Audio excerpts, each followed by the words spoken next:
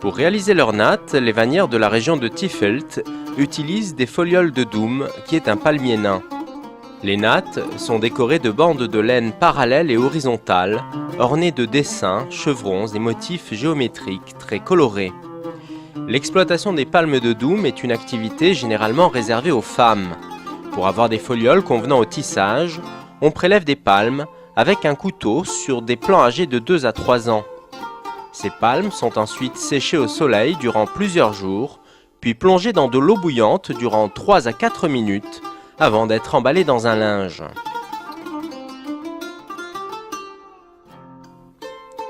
Pour teindre la laine, le colorant en poudre est plongé dans de l'eau bouillante contenant du sel de gemme et de l'alun destiné à fixer le pigment. On verse lentement la poudre tout en brassant l'eau, puis un écheveau de laine est plongé dans une casserole.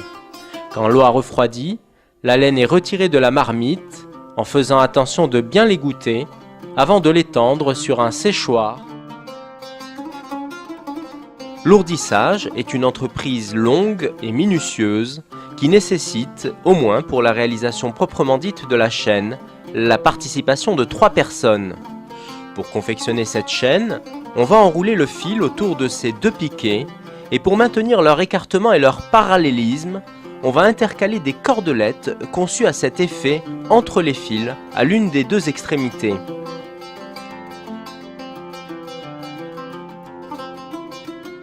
La réalisation de ces cordelettes nécessite 2 personnes qui vont dérouler et tendre entre elles un fil continu en 4 segments de même taille qu'elles vont ensuite assembler en tauron.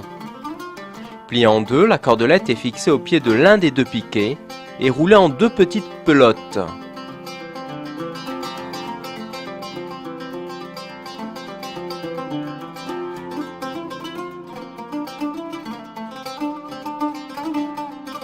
Cette fois, la constitution de la chaîne proprement dite va pouvoir commencer. Il faut 3 personnes pour la monter, assises au pied de piquets fichés dans un madrier, éloigné d'environ 2 mètres, 2 ourdisseuses, enroulent et nouent le fil que fait courir une 3e femme en formant une chaînette horizontale le long des piquets. Munie d'une pelote de fil de chêne, celle-ci va de l'une à l'autre en déroulant le fil et en croisant chaque fois ce dernier entre les 2 piquets. La chaîne réalisée va ensuite être fixée à 2 ensouples qui sont des traverses en bois percées de trous. On retire la chaîne de l'ourdissoir en passant une tige de fer entre les 2 nappes du côté où il n'y a pas de tresse pour éviter que les fils s'en mêlent. On couche la chaîne sur le sol et on place les ensouples de chaque côté parallèlement aux bordures. Puis on attache les bouts de la bordure inférieure dans les 2 trous situés à chacune des extrémités de l'ensouple du bas. On fixe sur toute la longueur de l'ensouple la cordelette formant la tresse située en bas de la chaîne à l'aide d'une solide ficelle. À l'autre extrémité de la chaîne, on trie les fils qui ont pu se croiser et la grande tige de fer est fixée à l'ensouple sur toute sa longueur.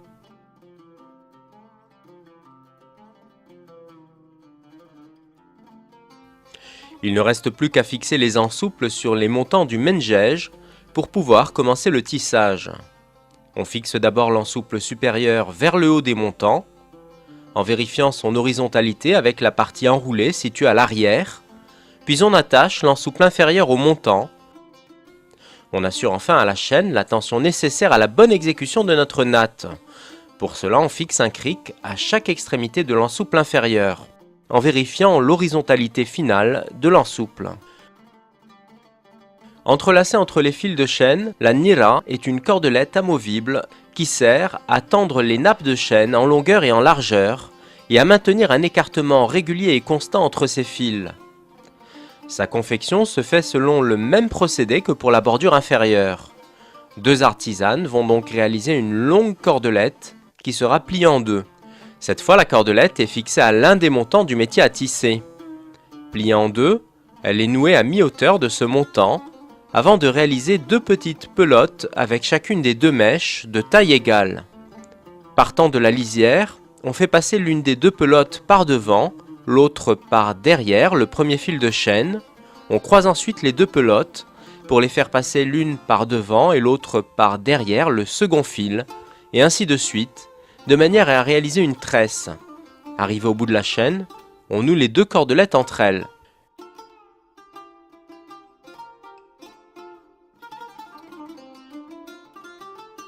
Les tisseuses traditionnelles passent les folioles de doum à la main en les faisant glisser entre les nappes des fils de chêne.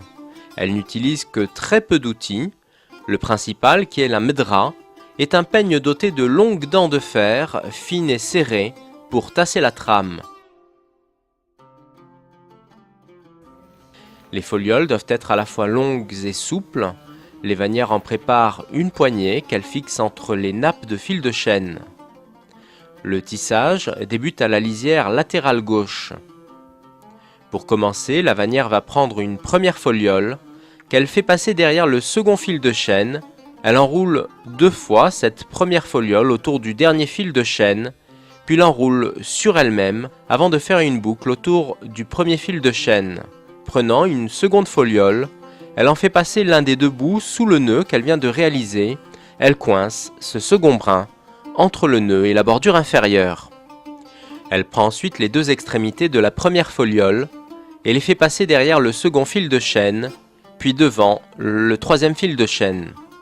Elle fait passer le second brin devant le second fil de chêne, puis derrière le troisième fil de chêne, et ainsi de suite, de manière à faire s'entrecroiser les 2 folioles entre chaque fil de chêne.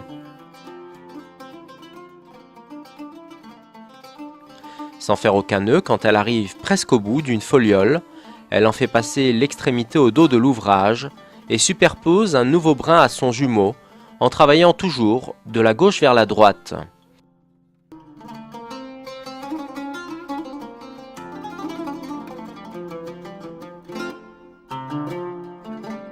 Parvenue au milieu de la chaîne, la vannière qui se trouve à gauche interrompt son travail pour laisser sa voisine le poursuivre sur la seconde moitié.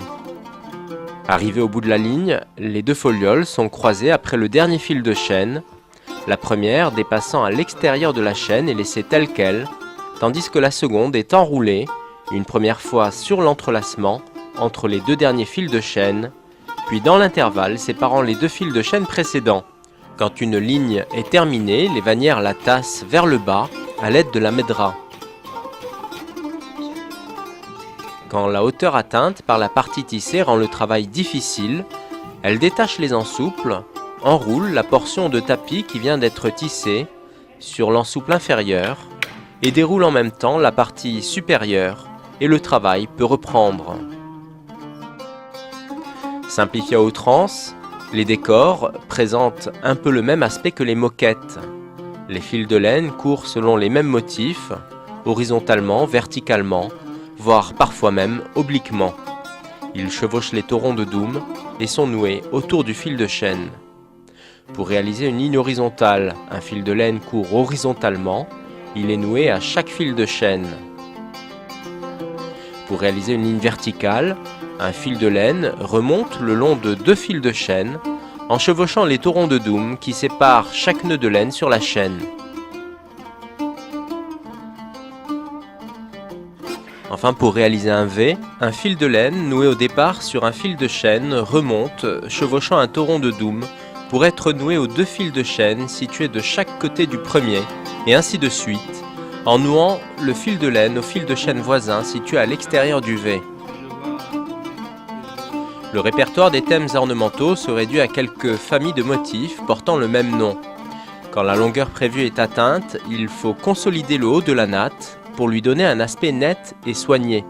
La technique consiste tout simplement à utiliser la nira comme lisière supérieure. Déjà tressée sur les fils de chêne, la nira est alors rabattue et tassée avec la medra. Cette lisière terminée, les tisserandes coupent les fils de chêne au-dessus du tapis en laissant une longueur suffisante pour les franges.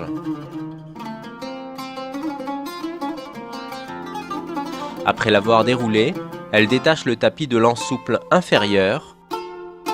Les extrémités des chaînes qui viennent d'être coupées sont assemblées en franges. 2 groupes de 3 fils entrelacés sont tout simplement joints par une boucle réalisée à leur extrémité, puis enroulée entre les paumes de la main. Posée au sol, la natte est tendue et aplanie pour supprimer les plis provoqués par les ensouples. Sur la lisière, les brins de doum sont égalisés selon les goûts de chacun.